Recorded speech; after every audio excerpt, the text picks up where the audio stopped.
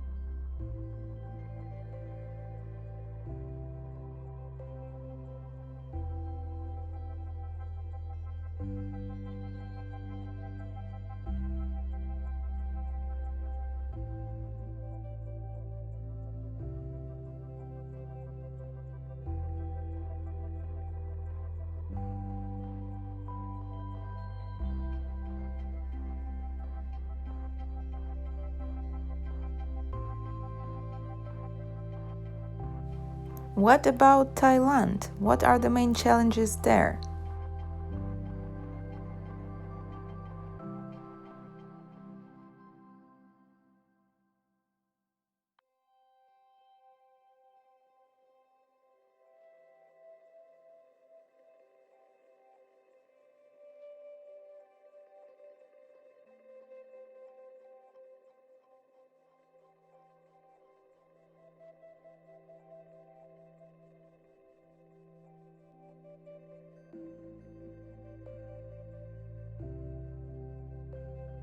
And which challenges does Spain facing today?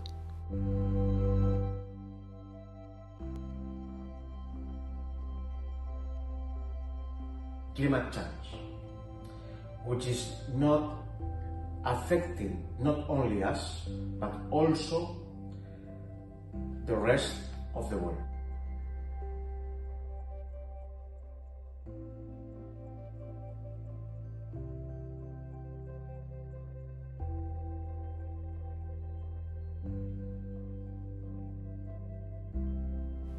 And what is the situation in the United Arab Emirates?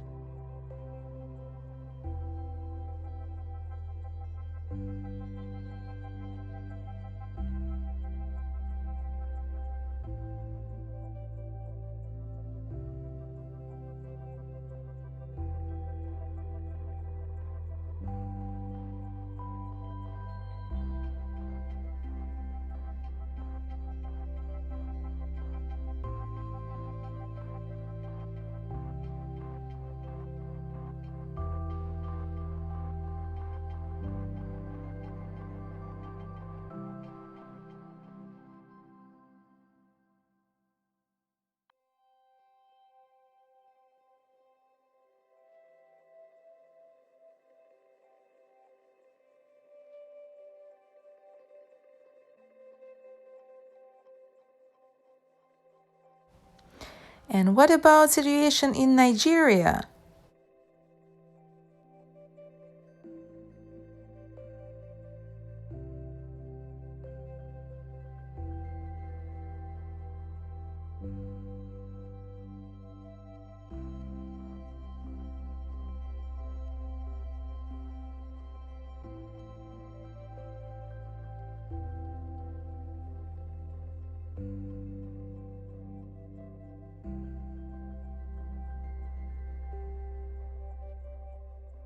So, particularly, I refer to Lagos, which is where I live. We have a situation whereby there's an overdevelopment and less of interactive space, walking, pedestrian walking space, green areas for people to interact and play, and effectively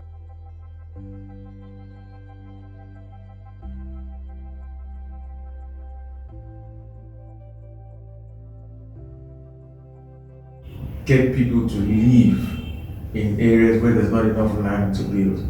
So one of the things we have to look at is immediately bring in more land from bordering states around Lagos and further out of Lagos. We get those areas to develop so that people can live within those areas rather than migrate into Lagos and Abuja or even Port Harcourt. We have the three main cities we have in Nigeria. And effectively then we can start talking on sustainable urban development. We can bring in the various fundamentals of livability index, interactive. And what about situation in Colombia? I come from Bogota, Colombia, a city of almost 10 million people, metropolitan-wise. But like many other cities, and big cities, have many problems. One of them is definitely the way that we deal with our waterfronts. We have the Bogota River. There is a natural barrier to the west of the city that for many decades has been contaminated. And unfortunately, no plan until last administration was done to recover that river and create a new type of development across the river that would join the ecological and sustainable side with the need for housing that we are very much in need. Unfortunately, because of the informality of and the precarious part of this river, a lot of informal settlements have actually settled there, and we need to really upgrade those settlements to meet the minimal standards. We'll see and we'll discuss within these panels many of the different issues that are happening around the world, and I hope we can actually share with you our experiences that we actually have in Colombia. One of them, and one actually we're very proud of, is the implementation of the different bicycle routes without Bogota. What about situation in the United States of America? Quality of life is very important here in our city. Manhattan, Brooklyn, Queens, the Bronx, and Staten Island.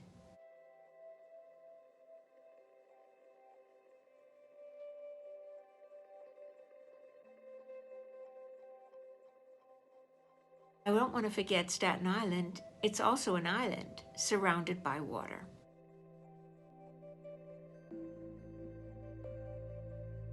The shorelines of the surrounding waterways of the Hudson River, the East River, and the Gowanus were all industrial locations where industrial facilities and plants were located.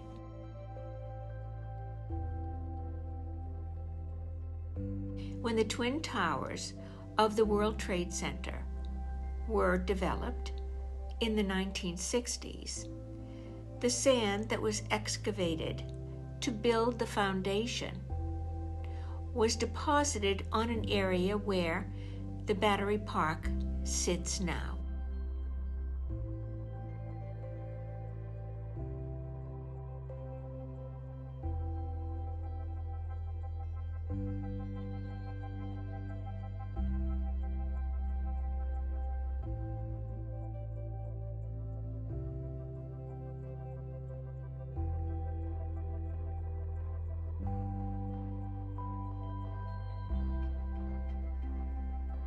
The west side of Manhattan, all the way to the Bronx, now has a developed, beautiful Hudson River Park that has a beautiful esplanade, and then the Hudson River Park goes all the way up to the Bronx with a series of bicycle paths and jogging lanes, recreational areas for enjoyment of all, baseball parks and soccer fields, swings, playgrounds. The pollution that was once a constant is no longer the case. So you can kayak and fish in the waters there. And many people even dine out in the restaurants that are all along the shore. The serenity and the environment, thanks to the reclamation of the shorelines, provide a nice environment. The last question we asked our colleagues was which solutions have already been implemented in your area? If we look at the novelties that has already been implemented in our country, South Africa has been growing their urban infrastructure over the past few years. Since hosting the 2010 Soccer World Cup, this resulted in infrastructure development of soccer stadiums, recreational facilities, increased transport networks, and more facilities to attract tourists. South Africa has built 5 new stadiums and upgraded existing stadiums to world-class standards. We've improved the telecommunication networks so we can improve affordable high-speed internet services for citizens. Even Pretoria has got free allocation of data for inner-city dwellers. If we look at the novelties that has already been implemented in our area, we've seen that the internet penetration in South Africa stood at 62% January this year. So it means the population of South Africa is about 59 million, already has 36.5 million active internet users. So residential and commercial buildings are now able to use biometric systems for control access and for managing people's movements. Parking systems are working off apps in certain places. Their app-driven services has increased at phenomenal rates. The payment systems are mobile and we have QR-driven pay points. High-speed rail systems are available to more commuters, and now it links the airport even to close to your residence. The fiber network is growing at an enormous rate, making smart city concepts more and more realistic. If we look at the innovation of technological projects in our sustainable development for the city, we've seen that the inner cities has actually developed rapid bus systems, and that has been successfully implemented. We rolled out free Wi-Fi in some of the large cities. The fiber infrastructure is really being rolled out nationally. Water metering systems are being rolled out. Rooftops of buildings and parking bays are being converted to solar panels to enhance the usage of renewable energy. If we look at some of those success stories, inner city rapid bus systems has been successfully implemented in Pretoria.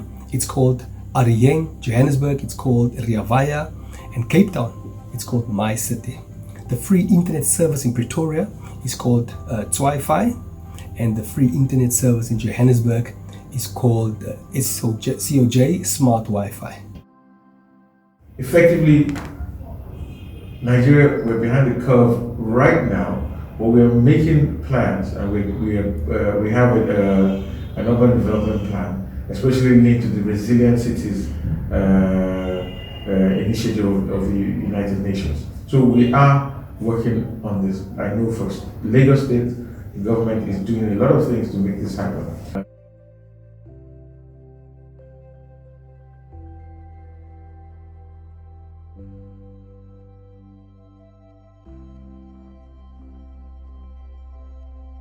Green buildings that have effectively come into place, that have brought things like energy and water resource management.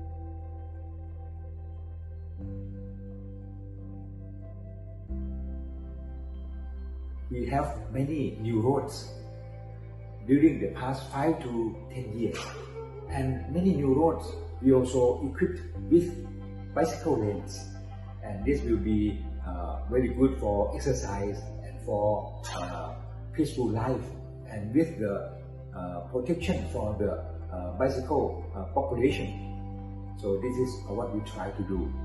And one major project is that we try to connect parks together with bicycle lanes. You may know that in Bangkok, we have one big park called Lumpini Park. This is the largest and also the first park in Bangkok. We try to put this park and another park called Benjakiti to connect together with bicycle lane. What we call is that it is bicycle lane in the sky, because we have flyover for the bicycle lane, and this will be a good example for innovation, so that we will keep green area together as well as the enjoyment of bicycle lane. The East River also has had an interesting history too. Many of you don't know that the United Nations sits on land that also was originally slaughterhouses on the East River, also polluting the East River. Restoring and reimagining and improving our city has always been a constant effort. In the past year gone by, the Gowanus was one of Brooklyn's main industrial hubs. So it should come to no surprise that the neighborhoods with the namesake Gowanus Canal was heavily polluted. It was one of the most toxic and polluted sites in the United States. Warehouses expelled their waste into the canal, which ultimately emptied into the Gowanus Bay. So over time, black mayonnaise developed on the sediment of the canal, and the canal was so polluted that the Environmental Protection Agency declared it a Superfund site. It was so bad that it was flagged high priority. The Gowanus Canal has been in the midst of a multi-year $500 million toxic waste cleanup project, an early stage of the $500 million Superfund, which was federally funded. The cleanup was to dredge the bottom of the canal, which has been done and is continuing as we speak. At the same time, New York City is spending about $1 billion to reduce the sewage discharge into the canal and the street flooding around it. Most important, the city was prepared to unleash a force that they held largely back for the first 2 decades of the Gowanus Renaissance. Barcelona has a specific plan for the climate emergency.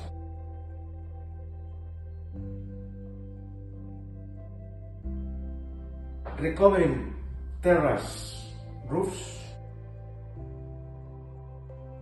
preserving the seafront,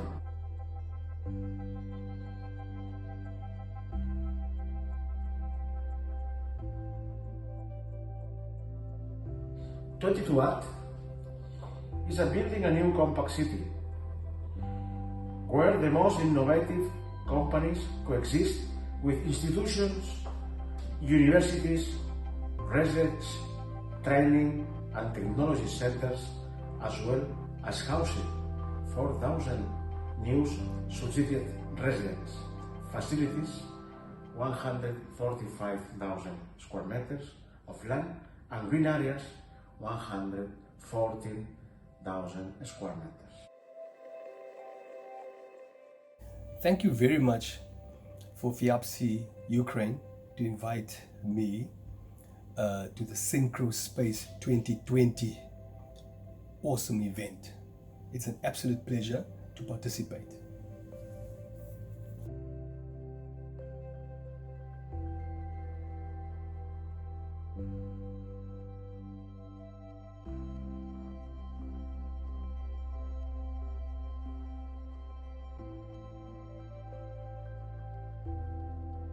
Project, and thank you for the invitations, and see you soon.